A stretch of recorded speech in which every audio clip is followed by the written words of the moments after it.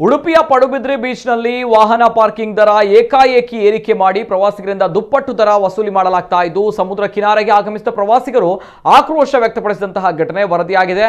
ದ್ವಿಚಕ್ರ ವಾಹನಕ್ಕೆ 10 ರೂಪಾಯಿ, 4 ವೀಲರ್ 20 ರೂಪಾಯಿ, ಘನ ವಾಹನಕ್ಕೆ 50 ರೂಪಾಯಿ ವಸೂಲಿ ಮಾಡಲಾಗ್ತಾ ಇದೆ। ಜೊತೆಗೆ ಪಡುಬಿದ್ರಿಯ ವಿಶ್ವಪ್ರಸಿದ್ಧ ಬ್ಲೂ ಫ್ಲಾಗ್ ಬೀಚ್ಗೆ ಪ್ರವೇಶಿಸುವ ಪ್ರವಾಸಿಗರಿಗೂ ಕೂಡ ಇದೇ ರೀತಿ ದುಪ್ಪಟ್ಟು ವಾಹನ ಪಾರ್ಕಿಂಗ್ ದರ ವಸೂಲಿ ಮಾಡಲಾಗ್ತಾ ಇದೆ ಎನ್ನುವಂತಹ ಆರೋಪ ವ್ಯಕ್ತವಾಗಿದೆ।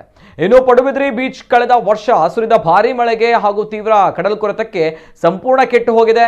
ಕಡಲ ದಂಡೆ, ವಿದ್ಯುತ್ ದೀಪ ಸ್ತಂಭ, ಗೋಪುರ ಸಹಿತ ಎಲ್ಲವನ್ನ ಸಮುದ್ರ ಈಗಾಗಲೇ ಕಬಳಿಸಿದೆ। ಇನ್ನು ಇಲ್ಲಿನ ಶೌಚಾಲಯದ ಸ್ಥಿತಿಯಂತೂ ಅಧೋಗತಿಯಾಗಿದೆ। ವಿದ್ಯುತ್ ದೀಪದ ಕಂಬಗಳು ಸಂಪೂರ್ಣ ತುಕ್ಕು ಹಿಡಿದು ಇಂದೋ ನಾಳೆ ಬೀಳುವಂತಹ ಸ್ಥಿತಿಯಲ್ಲಿದೆ।